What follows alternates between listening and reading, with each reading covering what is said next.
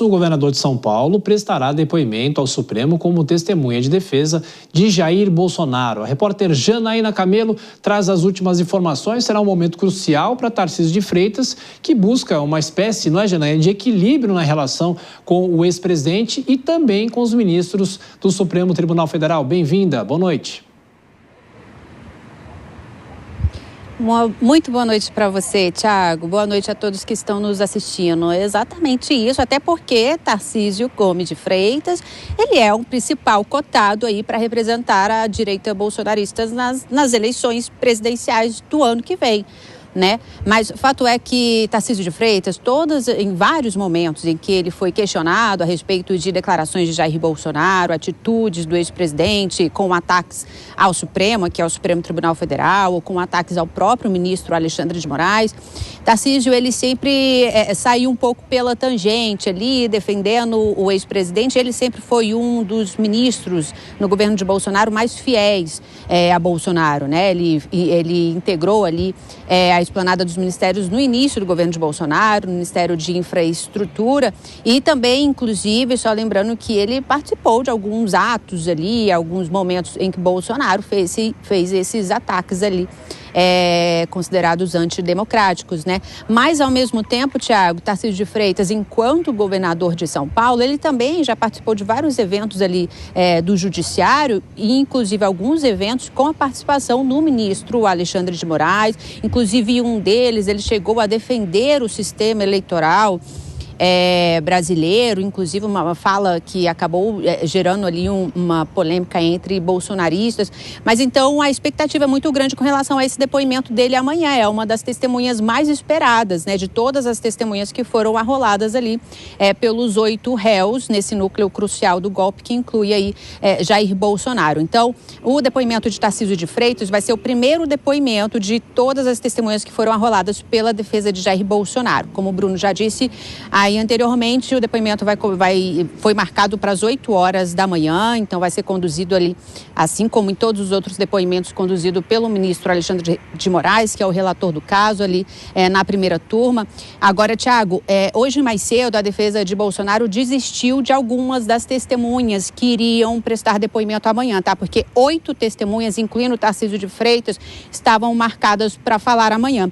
4 testemunhas, então, a defesa de Bolsonaro desistiu, e inclusive era uma das testemunhas até mais esperadas, incluindo aí Tarcísio de Freitas. Está mantido o depoimento de Tarcísio de Freitas, mas a defesa de Bolsonaro desistiu do depoimento de Amaury Feres Saad, Gilson Machado, que era ministro do Turismo de Bolsonaro, Ricardo Peixoto Camarinha era o médico pessoal da presidência da República na gestão de Jair Bolsonaro, e também Eduardo Pazuello, né, atual deputado federal que foi ministro da Saúde de Bolsonaro. Então ficam agora apenas 4 depoimentos que vão acontecer no período da tarde, que é de Wagner de Oliveira, Renato de Lima França, Jonatas Assunção Salvador Neri e também Giuseppe Dutra Janino. E o restante das testemunhas de Bolsonaro vão ser ouvidas na segunda-feira.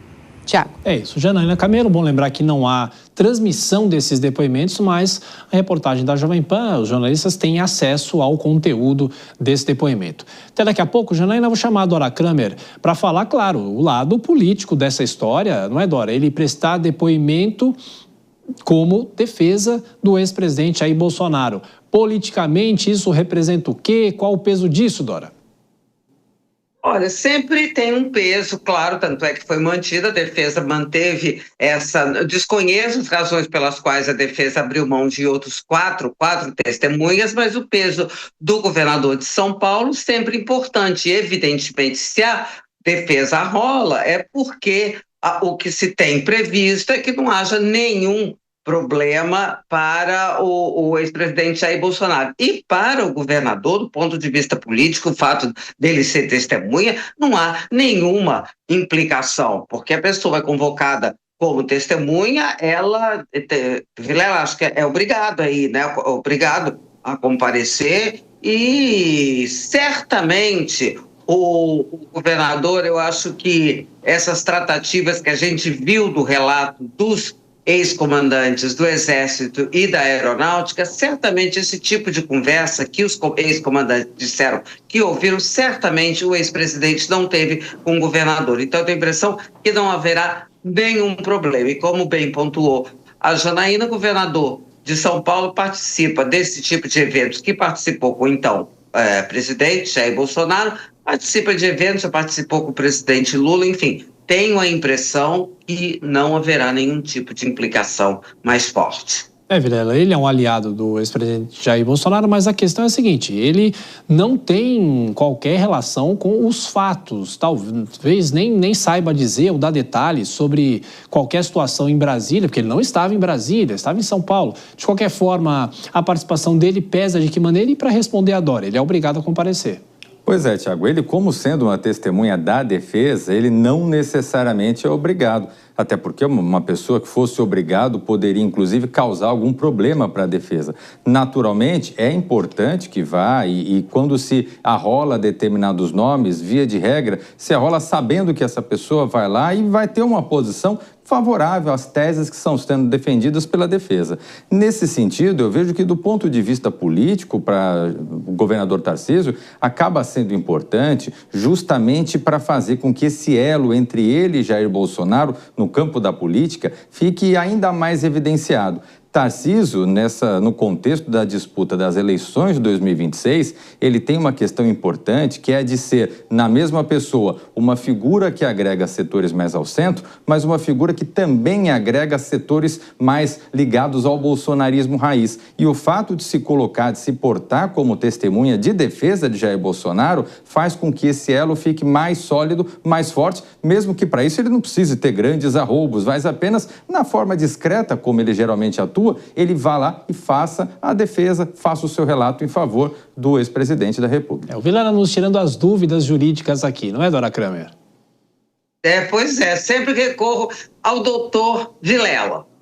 De qualquer forma, então, não há necessidade, se ele não quisesse ir, ele não precisaria, é isso? Nesse caso, não teria obrigação, não seria obrigado a presença dele, justamente por ser uma testemunha apresentada pela defesa. Então, em tese, a defesa é quem tem a obrigação de trazer essa testemunha, de buscar levar essa testemunha. Diferentemente se ele fosse intimado pelo Ministério Público, pelo juízo, enfim, tivesse uma intimação para fazer algum esclarecimento dos fatos.